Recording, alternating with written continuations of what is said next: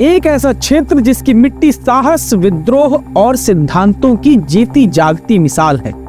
मध्य प्रदेश, राजस्थान और उत्तर प्रदेश जैसे 3 राज्यों तक पैर पसारे इस भूखंड को तो जैसे कोई श्राप लग गया हो।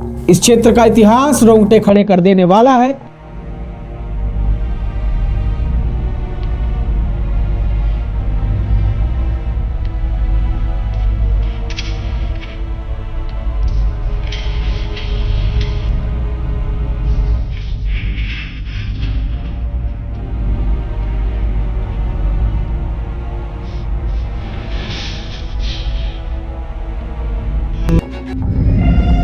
दुनिया भर में अपनी प्राकृतिक भूल भुलैया के लिए मशहूर इस क्षेत्र को चंबल कहते हैं। चंबल वो मिट्टी है जहां की फिजाओं में बारूद की गंध और यहां के लोगों की नसों में बागी रक्त बहता है।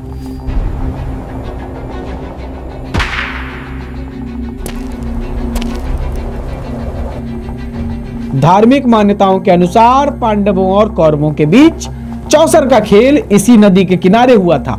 इस चौसर के खेल में द्रौपदी का अपमान हुआ।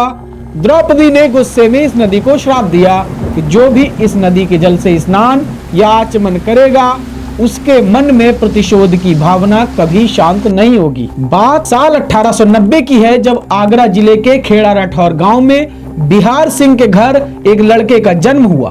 बिहार सिंह की इससे पहले कोई संतान नहीं थी। काफी देवी स्थानों पर मन्नतें मांगने के बाद बिहार सिंह को पुत्र रत्न की प्राप्ति हुई।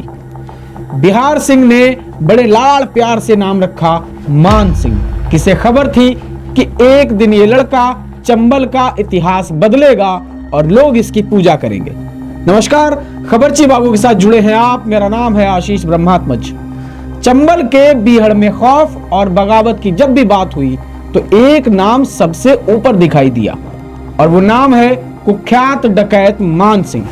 हालांकि चंबल के आसपास के क्षेत्रों में मान सिंह को डाकू नहीं बल्कि वागी कहा जाता है। आज भी आगरा जिले के खेड़ा राठौर गांव में मान सिंह का मंदिर मौजूद है और लोग उसकी पूजा करते हैं, लेकिन पुलिसिया रिकॉर्ड कुछ और ही कहता है। मान सिंह कोई जन्मजात अपराधी नहीं था, बल्कि मान सिंह का जन्म तो एक प्रतिष्ठित और संपन्न किसान परिवार में हुआ था। लेकिन कहते हैं ना कि किस्मत को जो मंजूर होता है वो होकर ही रहता है। मान सिंह के परिवार का अपने ही गांव के कुछ प्रभावशाली लोगों और स्थानीय जमींदारों से जमीन को लेकर पुराना विवाद चल रहा था। साल 1928 में मान सिंह की किस्मत हिचकोले खा गई, जब गांव में ही एक दबंग ब्राह्मण पंडित दलवी राम के परिवार ने मान सिंह के भाई दुर्जन सिंह सहित पूरे परिवार पर जानलेवा हमला कर दिया। तलवारें और भाले चमक उठे, मकान और खलिहान को आग लगा दी गई। जमीनी रंजिश में हुआ यह हमला इतना भीषण था कि मान सिंह के परिवार के कई लोग घायल हुए। घर में सबसे बड़े मान सिंह जब विरोधियों की शिकायत लेकर थाने पहुंचे तो पुलिस ने मान सिंह को खूब बेइज्जत किया और उल्टी कार्रवाई करते हुए मान सिंह के परिवार के खिलाफ ही मुकदमा लिख दिया। मान सिंह की आंखों में खून उतर आया।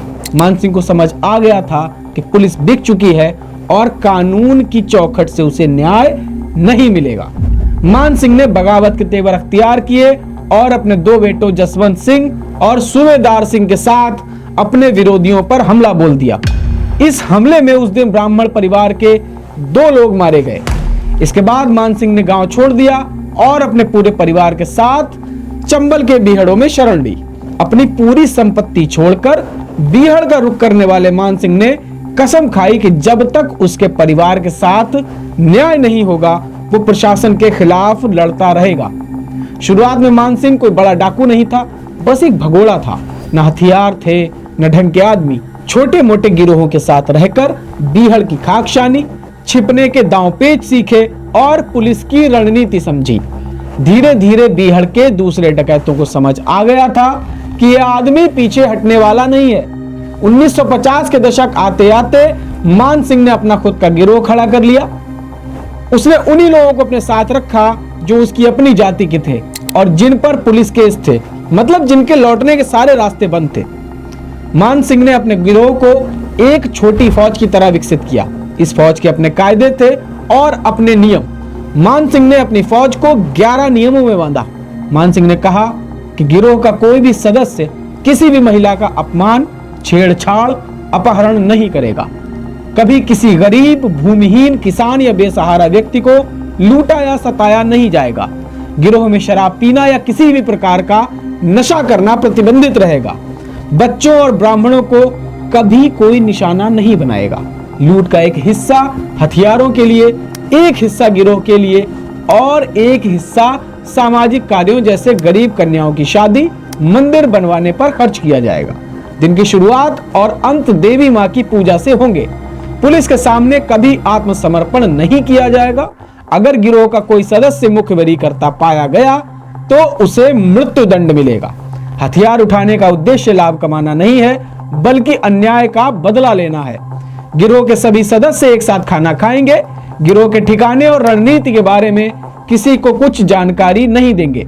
ऐसे सख्त नियमों की वजह से मान सिंह ने दशकों तक बीहड़ पर राज किया और गरीबों के लिए महाराज बने। मान सिंह ने अमीरों, जमींदारों और ठेकेदारों को लूटा, लेकिन गरीबों के लिए वो भगवान बन गया। गांव-गांव में यह खबर फैला दी गई कि हम लुटेरे नहीं, अपमान का बदला लेने वाले बागी हैं। कहते हैं कि मान सिंह ने कई गांवों को दूसरे डाकुओं से बचाया और लूटा हुआ माल गरीबों में बांट दिया। धीरे धीरे मान सिंह ने चंबल के बीहड़ों में अपनी एक अलग सरकार स्थापित कर ली। मान सिंह बीहड़ों में जनता दरबार लगाने लगा। ग्रामीण पुलिस के पास जाने की बजाय मान सिंह के पास न्याय के लिए आने लगे। मान सिंह गरीब किसानों के विवाद सुलझाने लगा। भ्रष्ट पटवारियों और पुलिस वालों को मान सिंह पकड़वाकर सजा देने लगा। मान सिंह का फैसला पत्थर की लकीर होता था। मान सिंह हर रोज गांव बदल बदल कर चौपाल लगाने लगा। 1940 से 1955 के बीच मान सिंह के गिरोह की धाक अपने चरम पर थी। मान सिंह के गिरोह से पुलिस की कमोवेश 100 से ज्यादा मुठभेड़ें हुई। इन मुठभेड़ों में लगभग 3 दर्जन से भी ज्यादा पुलिसकर्मियों की मौत हुई। लेकिन स्थानीय मुखबिरों और चंबल के बयाबान बीहड़ों की वजह से पुलिस को गिरफ्तारी में कामयाबी नहीं मिल सकी। बागी होने के बावजूद मान सिंह को लोग डाकू नहीं कहते थे, लेकिन सरकारी कागज कुछ और ही गवाही देते हैं। मान सिंह के नाम 1112 डकैतियां और 185 हत्याएं दर्ज थीं। उसके पास 303 राइफल्स और हथगोले जैसे घातक हथियार थे। पुलिस ने मान सिंह को एनिमी नंबर 1 यानी E1 कोड दे रखा था। एक बार पुलिस ने भारी फोर्स के साथ बीहड़ में कॉम्बिंग की और मान सिंह पकड़ा गया। उसे अदालत में पेश किया गया, जिसके बाद जज ने मान सिंह को उम्र कैद की सजा सुनाई। मान सिंह जब जेल में था तो उसी दौरान पुलिस ने उसके 2 बेटों जसवंत और धनवान को एनकाउंटर में मार गिराया। बेटों की मौत की खबर से बौखलाए मान सिंह को जेल की सलाखें ज्यादा दिन तक कैद में नहीं रख सकी। एक रात जब मौसम खराब था और पहरा सुस्त था, मान सिंह और उसके साथी जेल से फरार हो गए। जेल से भागने का प्लान इतना ज्यादा सॉलिड था कि जेल प्रशासन को मान सिंह और उसके साथियों के भागने का पता अगली सुबह चला। चंबल का शेर एक बार फिर पिंजरे से बाहर था। 11 साल जेल में रहने के बाद मान सिंह जब अपनी पत्नी से मिला तो पत्नी के आंसुओं ने उसके घावों पर नमक का काम किया। पत्नी ने कहा कि जब तक बेटों के खून का बदला न ले लो, चैन से मत बैठना। बस फिर क्या था, लाशों के अंबार लगने लगे। गिन गिन कर बेटों की हत्या में शामिल पुलिसकर्मियों को मान सिंह ने मौत के घाट उतार दिया। पुलिस के खबरी तल्फी राम का सफाया किया गया, लेकिन जब तल्फी राम के बेटे को गिरोह ने दर्दनाक मौत दी तो मान सिंह का दिल फिर पसीज गया। उसने खून खराबा छोड़कर फिर से मजलूमों की मदद का रास्ता चुन लिया। जेल से फरारी के बाद मान सिंह का गिरोह और मजबूत होता चला गया। मान सिंह ने चंबल के गांवों में अपना सिक्का जमा लिया। मान सिंह का प्रभाव इतना ज्यादा बढ़ गया कि लोग उसे राजा साहब कहकर संबोधित करने लगे। गांवों के झगड़ों का फैसला अब थानों में नहीं बल्कि मान सिंह की चौपालों में होने लगा। मान सिंह बड़े और भ्रष्ट जमींदारों से टैक्स वसूलने लगा। जो जमींदार गरीबों को सताता, मान सिंह उसकी संपत्ति लूटकर गांव वालों में बांट देता था। मान सिंह के इस रसूख ने पुलिस प्रशासन की प्रतिष्ठा को मिट्टी में मिला दिया। पुलिस ने मान सिंह को पकड़ने के लिए अपनी पूरी ताकत झोंक दी, लेकिन आसपास के गांव वालों के समर्थन के चलते पुलिस की सारी कोशिशें नाकाम रहीं। मान सिंह और उसके गिरोह पर इनाम की राशि कई गुना बढ़ा दी गई।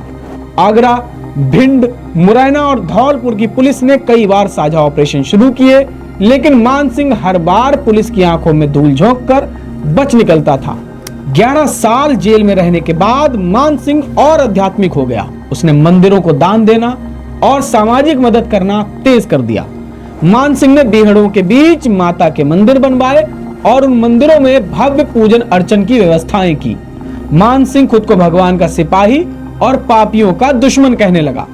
मान सिंह अगले 15 से 17 साल तक चंबल का बेताज बादशाह बना रहा। उसे रोकना राजस्थान, मध्य प्रदेश और उत्तर प्रदेश की पुलिस के लिए सबसे बड़ी चुनौती थी। मान सिंह का गैंग इतना निडर हो चला था कि गैंग के लोग पुलिस की वर्दी पहनकर पुलिस थानों और चौकियों के पास से गुजर जाते थे और पुलिस को कानों कान खबर तक नहीं होती थी। मान सिंह के खबरियों की जानकारी इतनी सटीक होती थी कि पुलिस के हर कदम की जानकारी उसे पहले ही मिल जाती थी। लेकिन कहते हैं कि जरायम की दुनिया में किसी की भी बादशाहत स्थायी नहीं होती। पुलिस ने अपने मुखबिरों का जाल बिछाया और शांति से बैठकर सटीक मुखबिरी का इंतजार किया। एक रोज पुलिस को मुखबिर ने सूचना दी कि मान सिंह और उसका बेटा सूबेदार सिंह अपने साथियों के साथ अपने गांव खेड़ा राठौर के पास काकेकापुरा के बगीचे में ठहरे हुए हैं। तत्कालीन डीएसपी मदन लाल शर्मा ने सूचना मिलते ही गुरखा जवानों और सशस्त्र बल के जवानों के साथ रातों रात पूरे इलाके को घेर लिया। इस पूरे ऑपरेशन की कमान इंस्पेक्टर विनोद चतुर्वेदी संभाल रहे थे।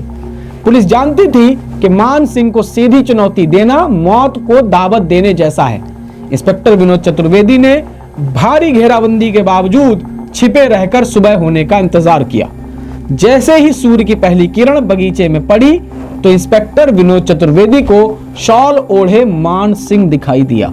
इंस्पेक्टर विनोद चतुर्वेदी ने पुलिस को चौकन्ना रहने का ऑर्डर दिया और अनाउंस माइक संभाला।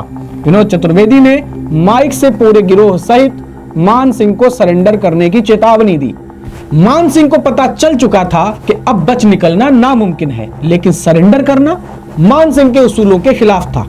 मान सिंह और सूबेदार सिंह ने अपने गैंग के साथ मोर्चा संभाला और पुलिस पार्टी पर फायरिंग शुरू कर दी। दोनों तरफ से तकरीबन 2 घंटे तक भीषण गोलीबारी हुई। लगभग 70 साल के मान सिंह की फुर्ती और अचूक निशानेबाजी जवाब दे गई और आखिरकार मान सिंह और उसका बेटा सूबेदार सिंह गिरोह के 4 सदस्यों के साथ पुलिस मुठभेड़ में मारे गए। जब मान सिंह और उसके बेटे सूबेदार सिंह की मौत की खबर फैली तो पूरे चंबल में सन्नाटा छा गया। पुलिस ने शवों का पंचनामा भरकर पोस्टमार्टम के लिए भेज दिया। पोस्टमार्टम के बाद जब मान सिंह और उसके बेटे के शव को खेड़ा राठौर गांव लाया गया तो हजारों की संख्या में आसपास के गांव के लोग मान सिंह के अंतिम दर्शन के लिए उमड़ पड़े।